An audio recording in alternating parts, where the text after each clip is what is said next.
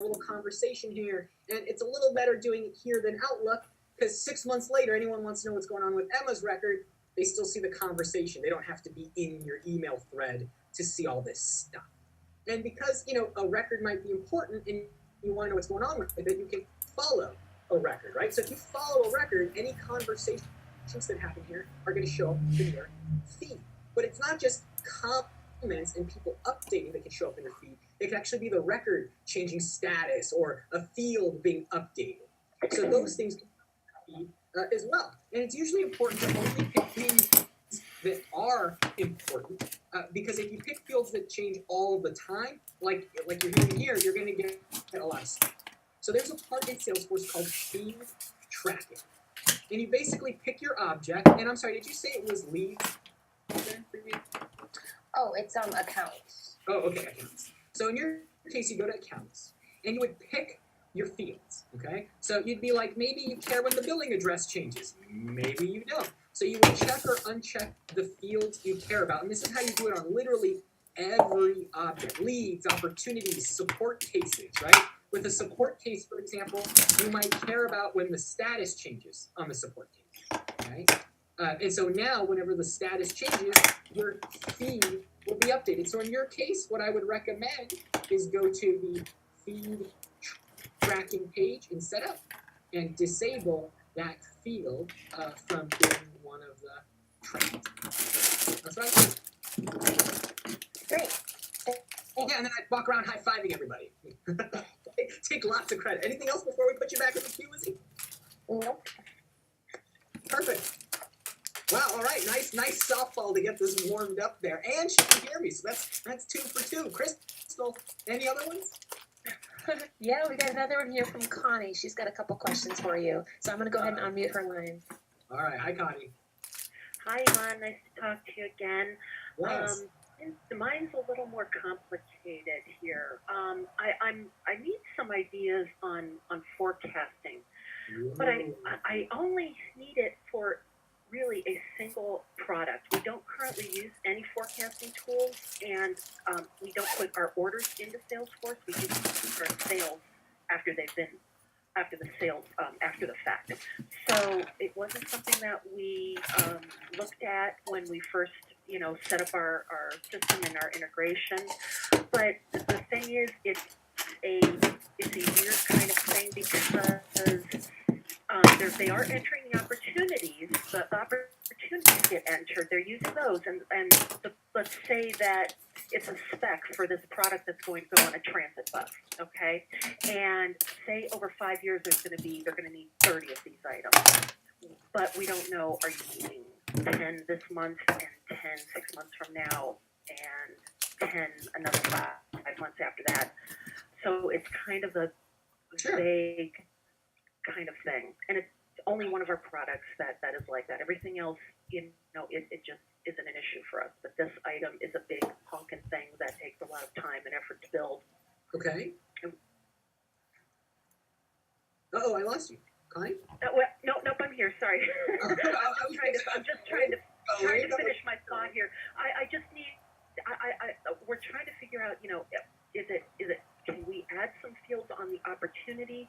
That what happens? They're entering the opportunity, but then the sales team isn't really updating them. So it's a adoption thing as well. So and it's like, how can I? Yeah, let me ask you a couple questions about this, just to help drive kind of the solution a little bit. So when you say forecasting, okay, forecasting has a very specific use case, but I'm worried about how you're using the word. So are you saying your sales leaders want to forecast how much revenue they might close that month, that quarter, that year, and that's what we need help with figuring out the product? Or are you trying to forecast delivering the product and like on the manufacturing side what you're committing to? I think it's more on the manufacturing side. Knowing that we have to have X amount of these ready by X date, and we need to know out as far as we can so we can plan accordingly. Okay, so there's 2 concepts I want you to think about, okay? So one is the opportunity and the close date, okay? And then there's something called the opportunity product, and that's got a schedule to it, okay? And this is really what's going to solve your problem, okay? So here's what you want to think about. You've got a deal. You've got an opportunity. The opportunity is the deal. It's the sales cycle that you're working on. It should absolutely be entered when you think there's a chance you could win the deal, not after you win the deal. You should be trying to win the deal and have an opportunity at the same time, okay? But so now you've got this opportunity, and you're making a deal with the customer that you might deliver, let's say, 10 items over, let's say, X months or quarters, right? So what happens is the opportunity itself has a single close date and a single amount. This is the amount the deal was for and the day the deal got done. However, each product that you put on the opportunity can have a schedule. And it can have two types of schedule, a revenue schedule or a product schedule. Okay? The revenue schedule says something like, we will recognize X dollars on this date. So you could say, for example, this product is a $10,000 product, and you're going to pay us $1,000 a month every month for 10 months, for example. Okay? Or you're going to pay us $10,000 repeating every month until the contract is done. So that would be a revenue schedule.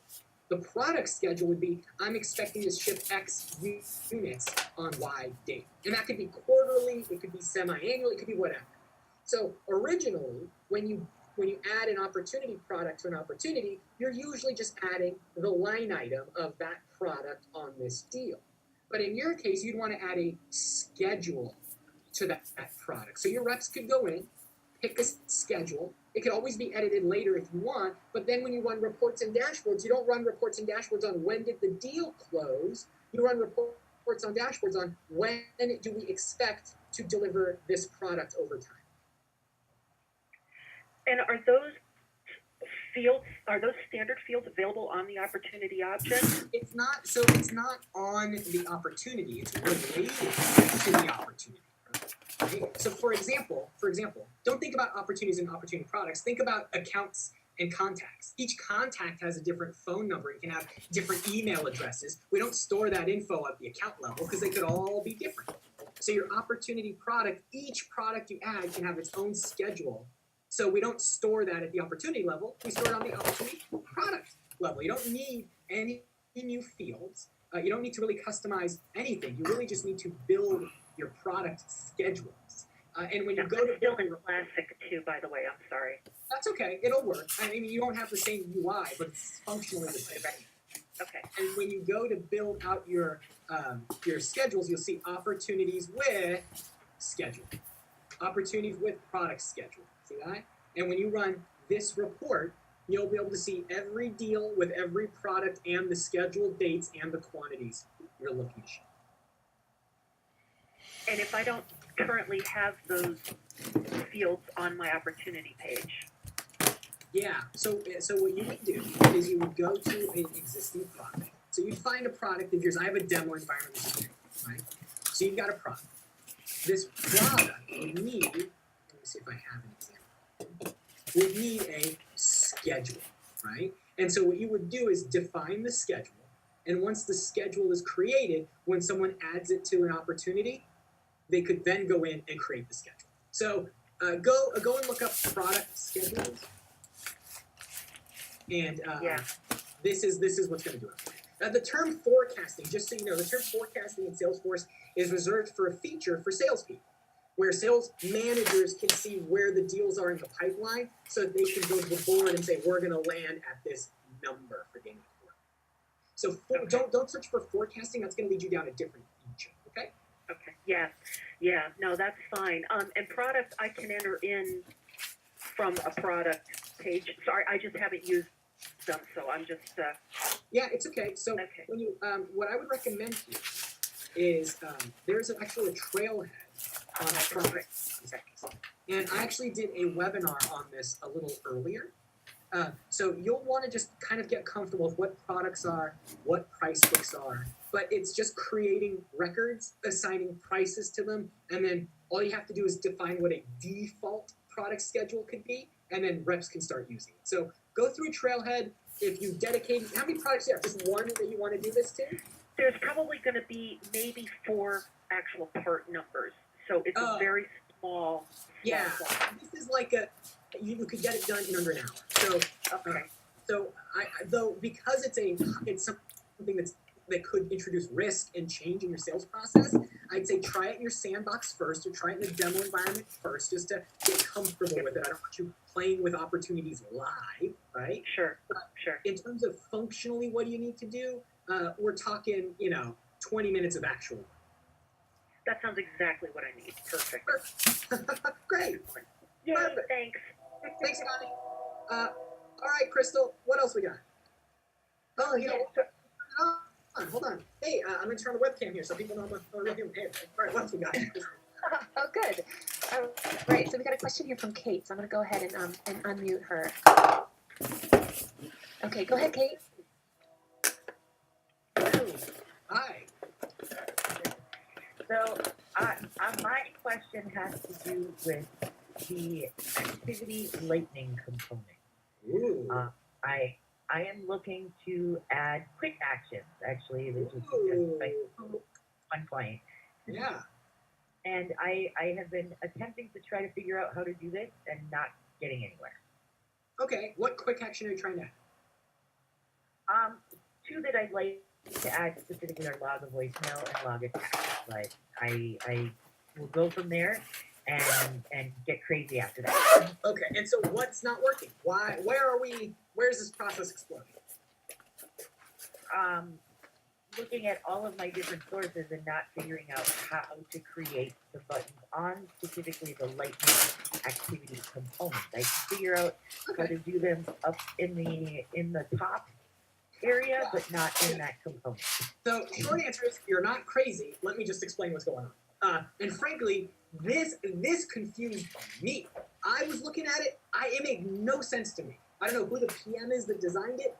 Totally confused me. Now I kind of get it. So let me help you out, okay? Because you're exactly where I was a little while ago. So for everyone to know, what are actions? Okay. If you don't mind, let me take a step back and articulate what actions are, and then we'll solve it. Okay. So an action is this ability to create a record quickly or edit a record quickly.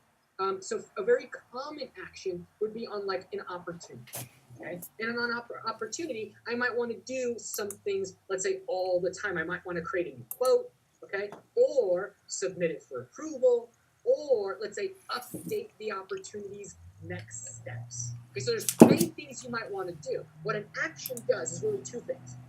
It either creates a record or it edits the record you're looking on. Why I like it is if you imagine a record with a bunch of fields. Look at all these fields on here once they load. There's a lot of fields on here. So if you tell your reps, hey reps, update your opportunities, update your accounts, they're going to look and there's a ton of data to update. However, if there's a update your deal button and they click it, you give them the few fields you want updated as part of that action.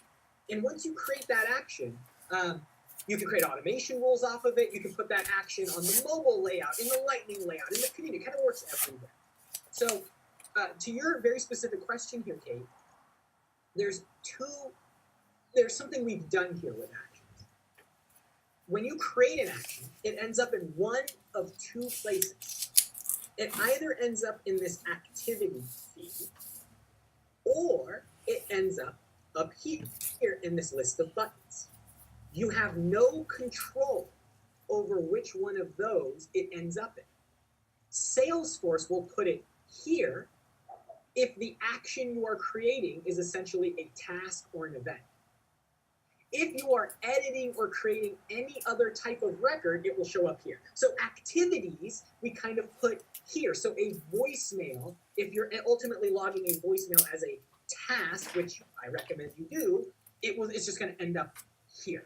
All right, so let's create that action together real quick. But before I do, does that make sense that activity actions show up down there and other object actions show up at the header bar? Short answer, kind of, but I did create a log of voicemail, and it ended up in the top, not in the bottom. Yeah, so let me create it. Let's see what happens. Okay, let me just create one with you. So we're going to create a new action. And so when we create a new action, you decide what does this action do. So let's see. My page is not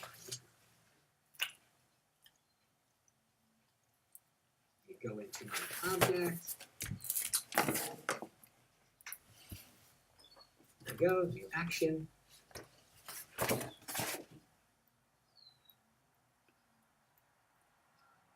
Interesting. All right, here, I will go. It's just delayed. Oh, here it is. So what are we going to do? We're going to create a record or update a record, or what are we going to do? These other ones here are a little confusing to look at, so we're just going to ignore them. Let's go to create a record. So what record am I creating? I'm going to create a task record. Do I care what type of task? You might have many types of tasks. Doesn't really matter. What are we going to call it? We're going to call it Kate's voicemail. Okay? And then what do people see when they hit submit? We log the voicemail. Hit save.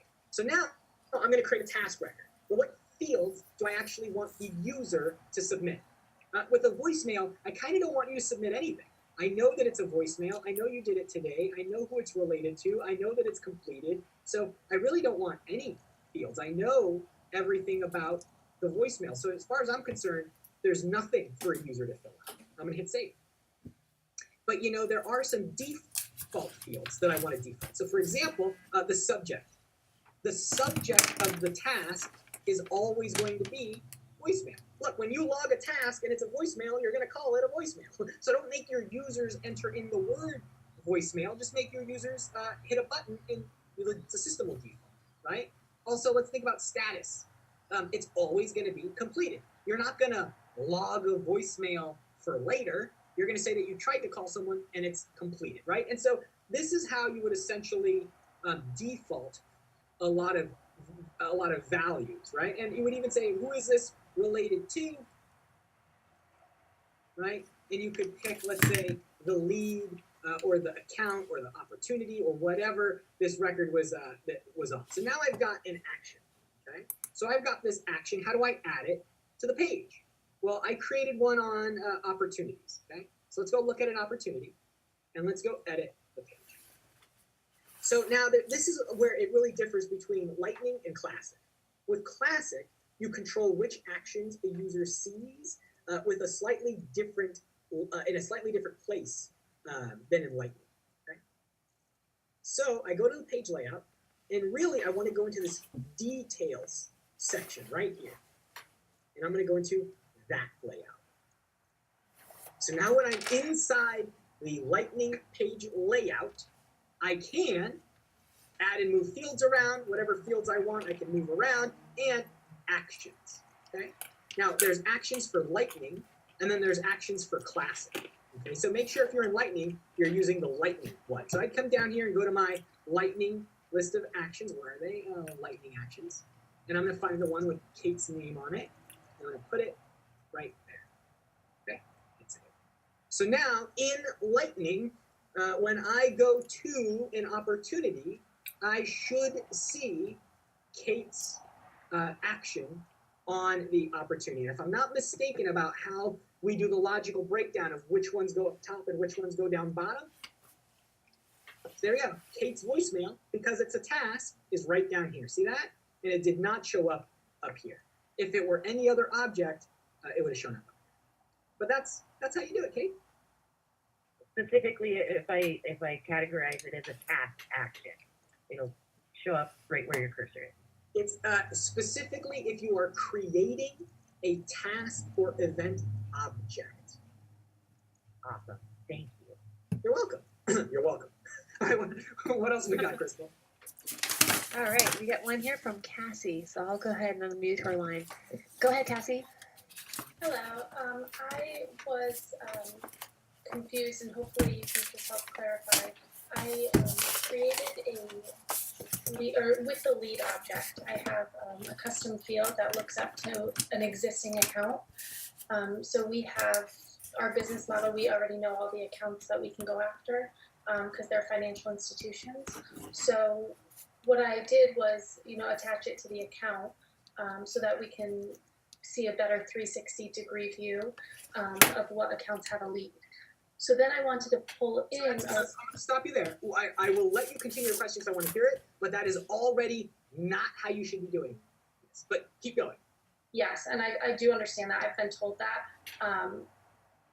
it's just that I mean, I don't like how the company, you have to type it in separately, and then I do know that you can attach it to an account later at the end. However, so maybe this isn't possible then. On the account object, I have a custom field that is asset size of the financial institution. Sure. So when I am attaching that account to the lead, I wanted that asset size to pull through so that when I pull reports on our leads, it Sure. pulls the assets. So sure, we can do that. That's pretty easy fix. But you should not be doing it this way. You shouldn't be using leads. Well, I'm curious, why not just have contacts related to accounts? Because when we have, I mean, we'll have a lead for a financial institution, and it's not just the contact; it's the bank or credit union itself. So the bank or credit union itself would be an account, right? Yes, If it's and not we'll have those all, yeah. and we do have all the accounts loaded already. But they're not. I mean, just because we have them all loaded, it doesn't mean that we have a relationship with them yet. So we could just get a lead. We'll already have it as an account because we know it's a bank in the United States, but now it's a lead. Does that make sense? Okay, it does, and we have many companies that sell that way. And there are a lot of customers who will have a very large enterprise account, and it's like Sony, and they might have a footprint in one part of Sony, but not at all in another part of Sony. And so they do weird combinations of leads and contacts. I guess what I'm saying is, a lead is a record that you don't know much about. You don't really know much about them. They're not worth your time. They're not worth your hassle yet. You're still really figuring out if you should put resources behind. But if that lead is part of a bigger collective, and you want to keep track of the collective, then the lead should just become a contact and just be part of that account. You can have accounts that are prospect accounts. You can have accounts that are partner accounts. They don't only have to be customers. And with that, you might get a better holistic view of how are we selling into this account? What works? What doesn't work in this account? Anyways, neither here nor there. I've seen many customers come back to me years after doing a weird lead process and going, man, we really want to go the normal way now, but we have 17,000 leads. We've done it wrong on for the last 10 years. So if this is a process you can change, let's change it for the better when you do it, okay? But how do you get a field on there? That's super easy. I'll just show you. So I don't have a field from leads to accounts, but it really doesn't matter. It could be anything to anything else. I'm just going to pick a field from opportunity to accounts, but we'll call it the same thing. Does that work for you? Yep. Okay.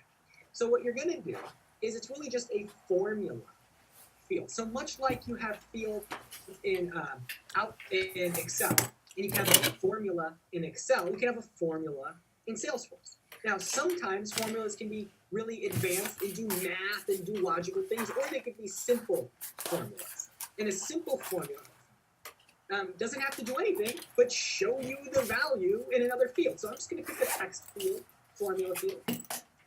And all right, what field do I want it to display the value of? So I'm going to go into my advanced formula editor, and I'm going to say, all right, look, I'm on an opportunity. But let's go to that opportunities related account. And from that related account, I want to go to and get, this field, right? Or you could even traverse that tree even higher. You can say, I want to go from the opportunity account to the, let's say, parent account. I think I've got a parent account field. To the parent account and go get me their partner type field. So really, you just pick the field you want, traversing the relationship. And in this case, I don't know, let me just pick a field that I think has something in here like type. I think I have an account type field. I'll pick an account name field. I know that's filled out. So I pick account name. So that's it. From my opportunity, it's going to the account and getting the name of the account. In your case, it would be whatever other field you want, right? And I hit next. Then I define kind of security settings around it, whether or not people can see it or not. This is good. Hit next. And I'm going to go through the wizard, and that's it. So I've essentially created a formula field that just shows the value from the account. And that's essentially what you would do on your lead record. And then the next time someone goes to an opportunity, it should be there. Okay, great, thank you. Yeah, my pleasure. Let me just finish up here. There's my formula. Oh, So Maybe. that's kind of what was happening with me, and I think it might just because of the way I'm doing it. I did a formula to that account asset size, but because it's pulling, it's kind of like a weird connect. I'm trying to get, based on the account I hook the lead up with. I'm trying to get that asset size, so it was coming up blank for me too. But I figured it might just be the way I'm doing things backwards. Yeah, well, I mean, if you have a field from a lookup field on the lead record to the account, and you've got that field on the account, create the formula field matching to it. Yeah, that's the answer. And, or you could create an automation rule, a process builder rule that says when you associate a lead to an account, go grab that data, update it here. But the downside there is it's like a timestamp that'll do it. With a formula field, you change the account, it changes for all the leads in real time. So the formula field's the answer there, for sure. Okay, so just one more quick question. Who would you recommend I reach out to if I wanted to sit through and figure out how to change my process with the leads specifically? Traditionally, when customers are trying to get their Salesforce process into Salesforce, it's best when they work with a partner, right? The partner can come in, learn your business, understand what you're trying to do, and then help you also implement or tell you what you should implement.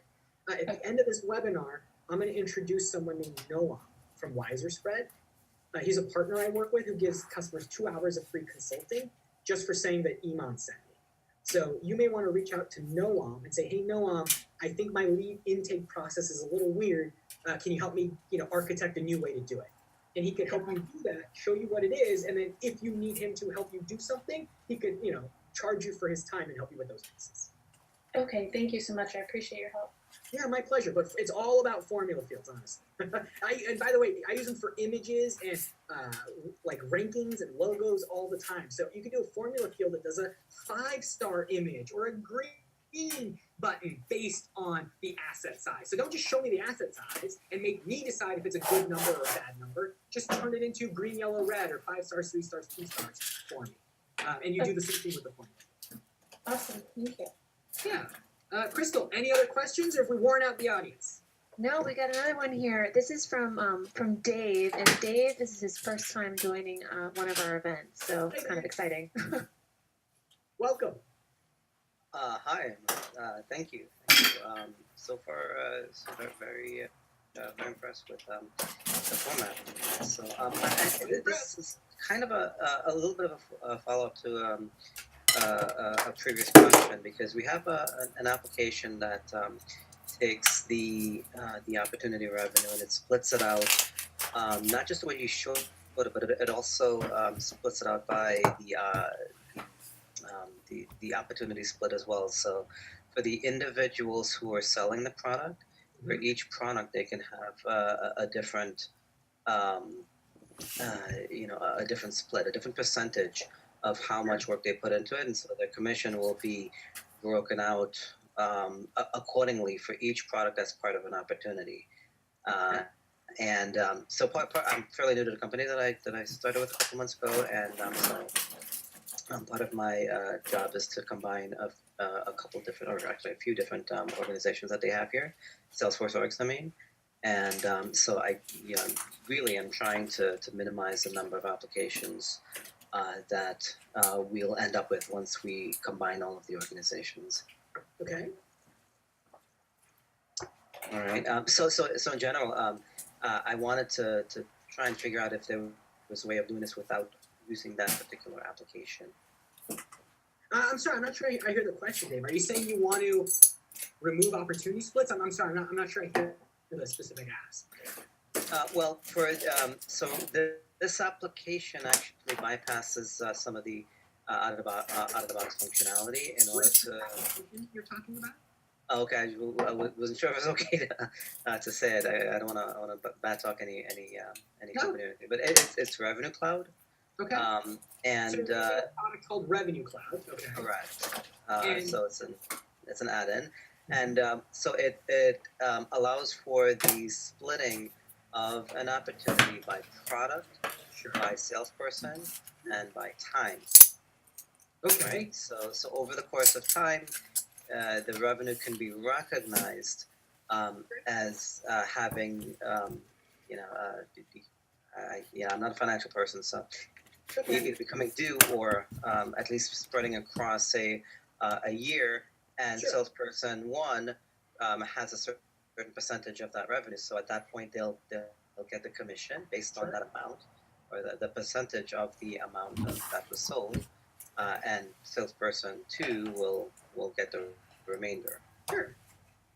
Okay. I see. Yeah, it's a little bit complicated. So what I was Pretty straightforward, hoping right? to see. No. For the record, that's not that unusual. There are many companies who have a product specialist, for example, that gets involved in a deal, and they only split that part of the product, if you will, or that product is a part of a bigger opportunity. And then, what if they're too special? We see this a lot in like enterprise or highly technical sales organizations. It's very common, but I'm not sure I hear the question, Dave. Is it, can you eliminate this revenue cloud? What? That's the end goal. If this can be done out of the box, because one of the things that I'm noticing with a lot of the applications for the different orgs that are here, some of these orgs have been around a very long time, and so some of the applications have functionality that I recognize can be accomplished now with Salesforce out of the box. Got it. Right. So, So I was curious to know whether or not this is something that we can potentially build out. There may be a potential rebuild for the entire combined organization. yeah. So good answer, Dave. Or good question, Dave. So short answer is it could be. It could. A lot of these revenue apps, and I don't know Revenue Cloud well enough to speak to it intelligently. A lot of them do other things as well, like quota or commission calculation. Right? And sure, commission calculation can be done in Salesforce, but there's no commission calculation feature, right? And so if you're using this tool for other things, those other things may be a reason to continue using it. If it's really just to split opportunity contribution amongst different people over time, I feel like our revenue split, our opportunity split product has gotten better over the last few years, and it can now tackle that. Where 2-3 years ago it wasn't possible. The feature didn't exist yet. So I can't say definitively, yeah, chuck that tool, you don't need it anymore. It may be doing some very niche things or some very complex calculations, or actually calculating the commissions and rolling up commissions across multiple tiers of people. That's pretty complicated stuff. But simply assigning credit to various people at the product level, potentially over time, Salesforce features, standard feature can do that. That would be a good thing. This would be a good thing to essentially talk to a partner about, or at least deep dive into your Revenue Cloud to figure out what else does it do and is it worth keeping. Was that helpful? Okay. Yeah. Thanks, I appreciate it. It's just that I only being here a couple months. Sure.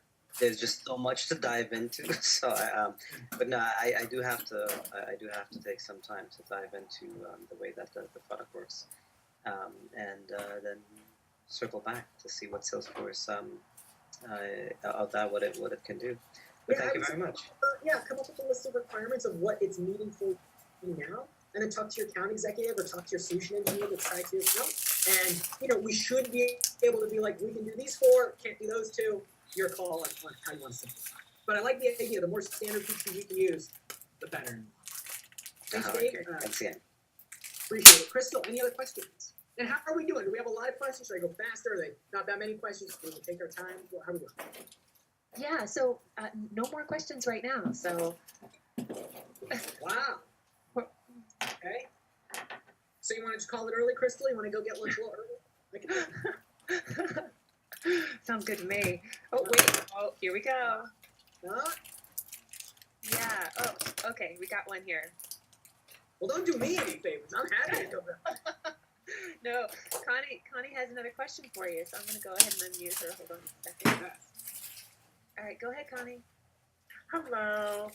Hey, can I add something to a chatter feed that pulls up a questionnaire, a created questionnaire that users can complete that will post onto the chatter group? Ooh. Can you tell me what you're trying to do? Well, our sales group in the UK, they they'd like to track any questions that they have. The questionnaire would be several things they'd have to answer about an issue or a question or some functionality that they'd like to have in Salesforce. And their group over there would like these all tracked within their chatter group, the UK internal sales chatter group. And right now they're sending an email where they answer these several questions. And I didn't know if we could do that in the chatter feed itself and have a drop down be there that they could answer 3 or 4 questions. So is it possible? Yes. Should you do it? No.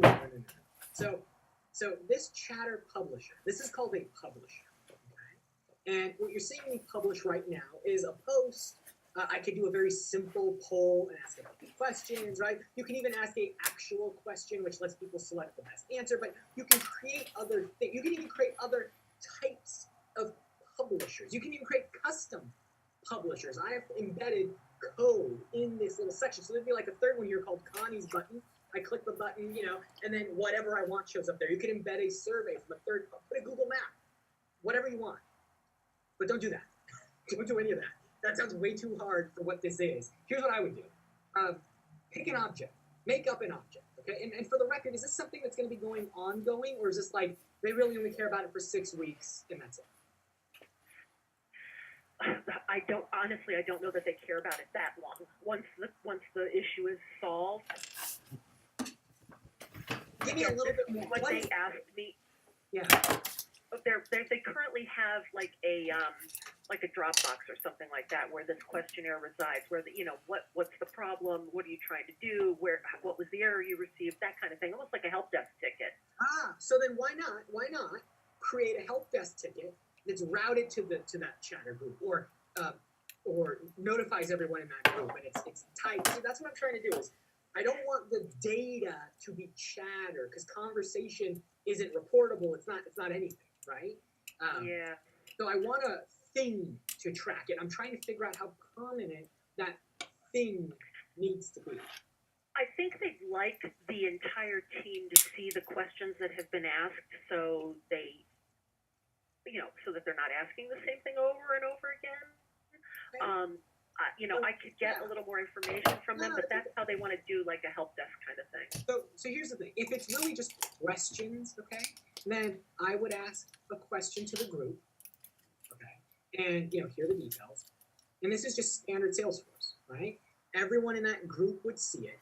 And when someone answers, here's an answer, okay, and they answer, whoever asked the question can go, ooh, that's the answer, okay? And then in the future, when anyone searches for, that question, that conversation from chatter is going to pop up, and they'll be able to see it, see the answer, and not essentially ask it again, right? So if it's very just simple question and answer, just use the question functionality in chatter. And we do this by chatter group. So internally in Salesforce, we have a Sales Cloud expert, Service Cloud, name a product expert group.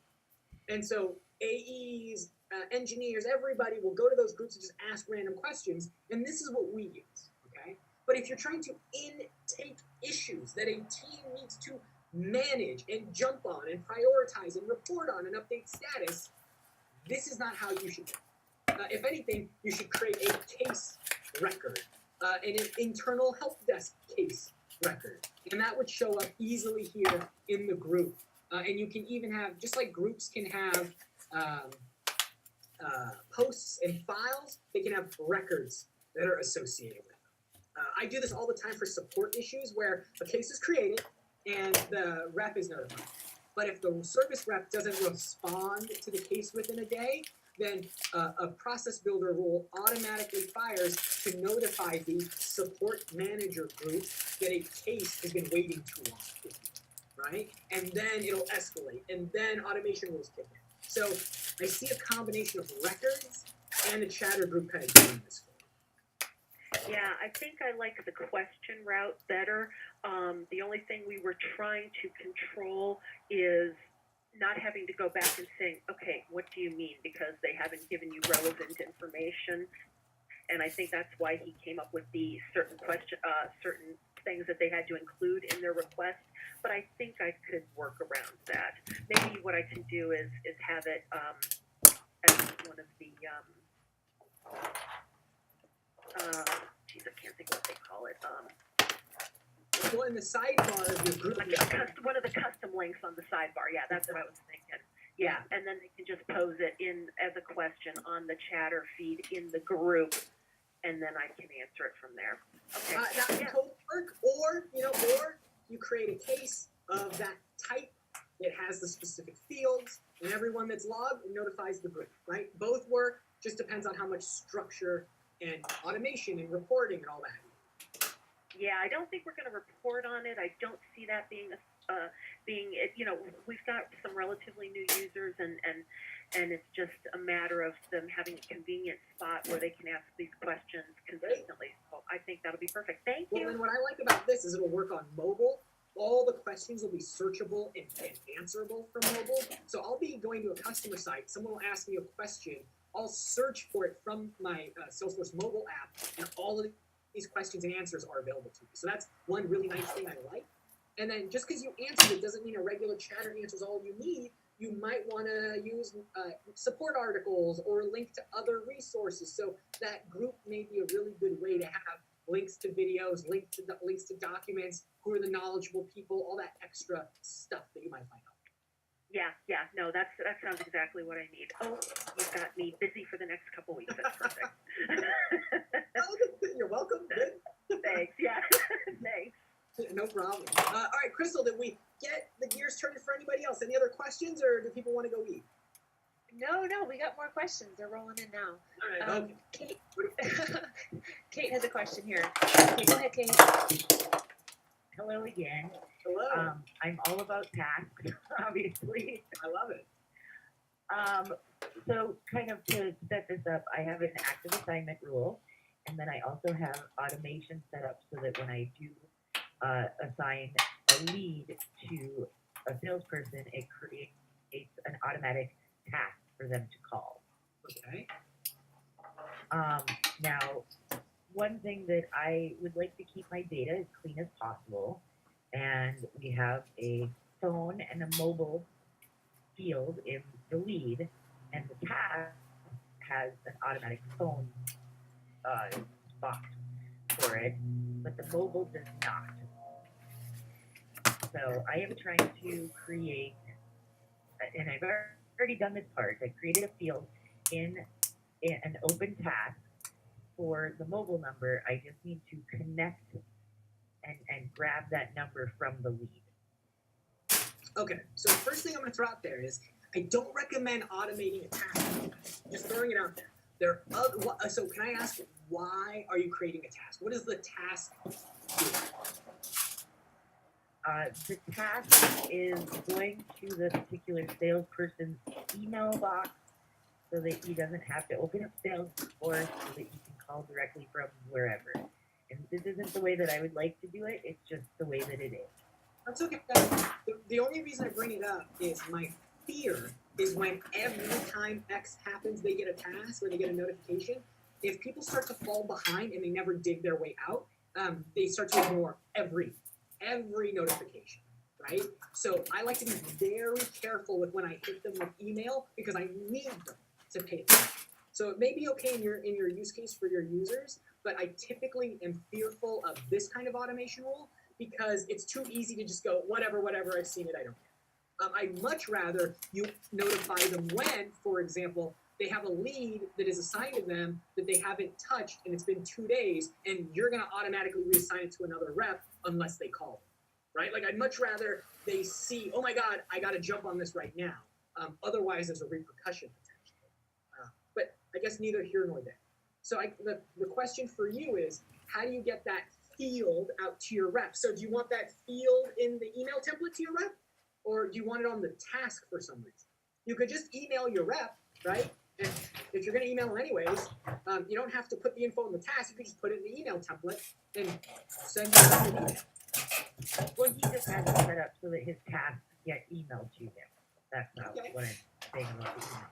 So just when I'm sitting here looking in at a particular open call task and seeing the fields that are available, I have added a new field in this layout, and I had to do a custom field because it wasn't an option. Well, so let me show you how I would do it, okay? So here's what I do. So I'm going to create a process builder field. This is how we would create an automation rule to do something, okay? And in your case, we know what we want to do. When a lead is created, notify that's the rule here. Now, and it's going to fire whenever a record, in this case a lead, is created. So what object does it work on? This one works on leads. And is it going to fire, anytime? Is it going to fire whenever a lead meets a particular status, or only when the lead is created? Check for the info and send, right? So in your case, it sounds like only when the record is created, do this thing. Now, are we going to do it all the time, or are we going to do it some of the time? So you might say, for example, only notify the rep if it's a high priority lead, right? And you might need an if here. So you'd say, if high priority, right? And you'd put your criterion here, then do so. But in your case, it sounds like anytime a lead's created, just send this email, right? Create the task. All the time, whenever a lead's created, we're gonna create that. So now, what are we gonna do? Well, the action we're gonna take in this case is to create a record. And notice you could just simply send an email alert. So yes, this person is creating a task, and the task is emailing them, okay? Or just email, right? So just something to think about. But let's say you want to do the task. So I'm going to create a record, and we'll call it create task. Okay? So what record am I creating? What object in Salesforce am I creating? It's really any record you would want. In this case, task. So I'm creating a task. These are the fields that are required.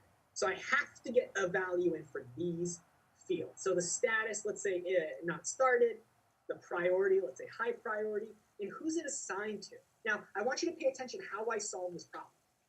I don't know the exact name of the person to pick. I don't know that it's always going to be Bob. So instead I say, you know what? I want to get some value. I want to use a reference here. So I'm going to assign this task to whomever the lead is assigned to. So I'm just going to go get info right off the lead record, and I'm going to get the owner ID, and I'm going to get that owner's record. So let me get their record. So in this case, what you saw me do is get info from the lead and put it in the task. So in your case, you might do some, I have a description field. You might call it the mobile number field. What you would do here is say, go get the value from the leads, and I'm going to just go find it here. Let's say phone. Go get the number from the lead's phone number and put it in here.